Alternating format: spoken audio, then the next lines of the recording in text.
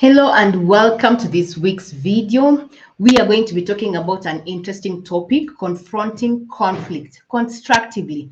It's a guide for professional communication. So in this video, I'm going to be giving you guidance on how to handle conflicts in a professional manner and offer you just a few techniques on how effective communication can be done when disagreements arise.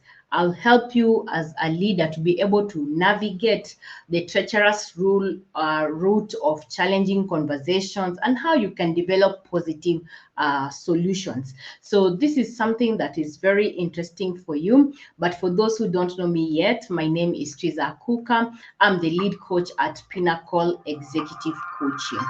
So I have a program that I call the Dare to Lead Circle, where I urge and motivate and empower leaders through coaching to be able to scale up their leadership capacity.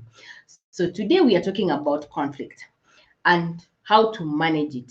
Conflict in the workplace is actually inevitable. Conflict in the workplace can arise due to a variety of reasons, such as differences in opinions, competing interests or goals, lack of communication, or cultural differences.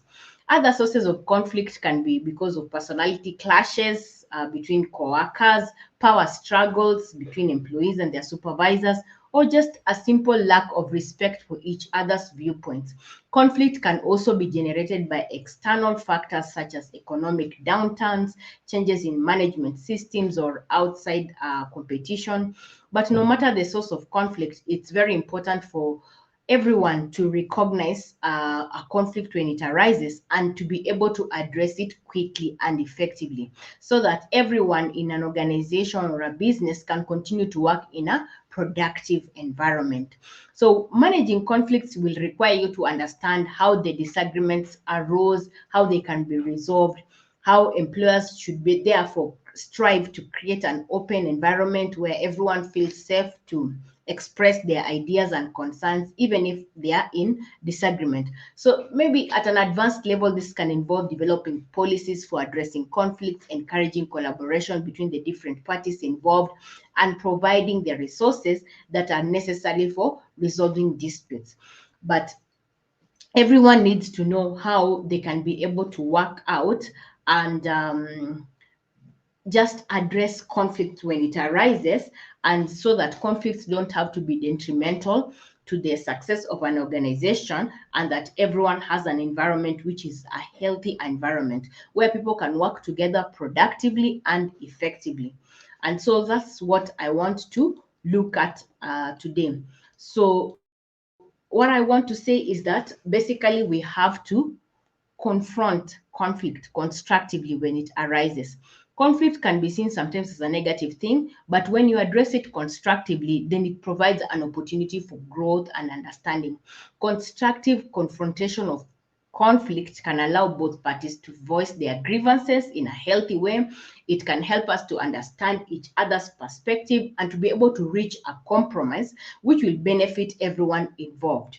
And when we approach and confront a conflict constructively will lead to more creative solutions, which we would not have thought of maybe before if both the parties concerned did not enter into dialogue.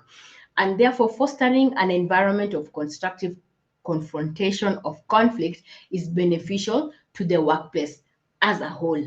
And this helps us, even as employers, to be able to create an environment of mutual understanding and respect, which will foster collaboration, which is successful for us to be able to get for success. So I'm going to look at a few practical strategies for effective communication during conflict, which is what will empower you today.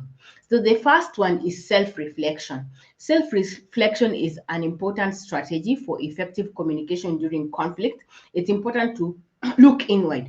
If both parties are able to self-reflect, they can better understand their own perspectives and feelings, and this will help them to be able to craft a more constructive response in the face of a disagreement or tension.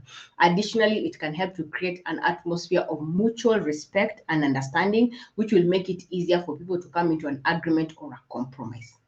The second thing is open listening. and empathy. In addition to self-reflection, open listening and empathy are very key effective strategies for conflict resolution in terms of communication. Open listening is means active listening. You are actively engaging with the other person's perspective while displaying a genuine interest in understanding their viewpoint. It is important to remember always everyone has a different way of expressing themselves. So it's always important to understand why or what they are saying when you're not interrupting them, when you're giving them that space. Empathy is also important because you are putting yourself in the other person's shoes to try and gain a better understanding of their situation. When you try to understand their situation, then it will create an atmosphere of mutual respect and understanding, which will help empower your communication. So this would be able to help you to understand the other person and even respect where they're coming from. So the third one naturally then would be being respectful and minding your tone. Being respectful and minding your tone is very essential when engaging in an effective communication during a conflict. When you speak respectfully, you create respect and understanding, and it becomes easier for all the parties involved to come to a resolution or a compromise. Even though disagreements sometimes can be heated, when you speak calmly and respectfully, you help to de-escalate the situation, and it makes it easier for both parties to move forward. If you mind your tone, then it can avoid a misinterpretation, because when your tone is harsh or rough, people can mistake it for sarcasm, for many other things, or a condescending attitude, which might not be what you want to communicate in this situation. The other thing is negotiating a solution. When you negotiate a solution, this is an effective strategy to communicate and come to an agreement. And this is the goal of any conflict resolution. Negotiation does not necessarily mean that everyone has to get what they want, but it involves getting a mutual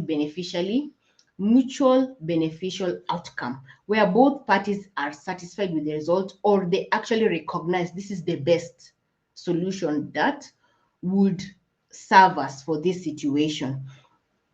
When we find a middle ground between opposing perspectives, we can work together to come up with a solution which will be agreeable to both sides. And when we negotiate, we foster an environment of cooperation and collaboration, which is what we need for a healthy culture in the workplace.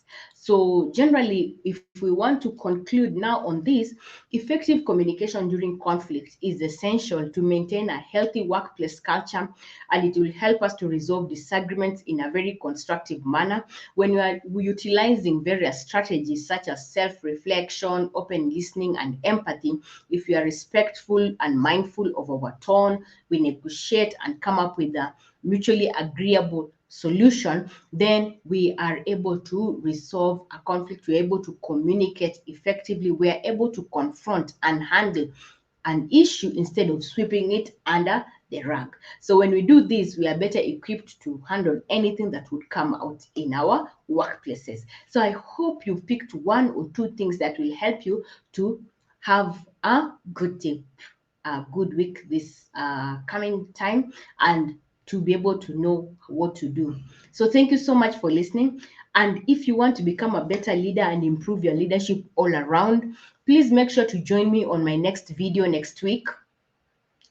I'll be talking about all this and many more, so many things that I talk about which help you to empower yourself as a leader and to scale up your leadership capacity. Plus, I have a self-assessment tool. It's an exercise that you can be able to undertake. It's a survey, a self-assessment survey as a leader, which will help you to know what is your state as a leader. What are your strengths? What are your weaknesses? How do you see yourself? And I can be able to send you a link to be able to do that. Just drop me a message in one of my channels, and then I'll be able to get that for you so that you can be able to join me next time so that we can be able to progress and advance in working together to scale up our capacity as leaders. Thank you so much for listening, and I'm looking forward. Bye.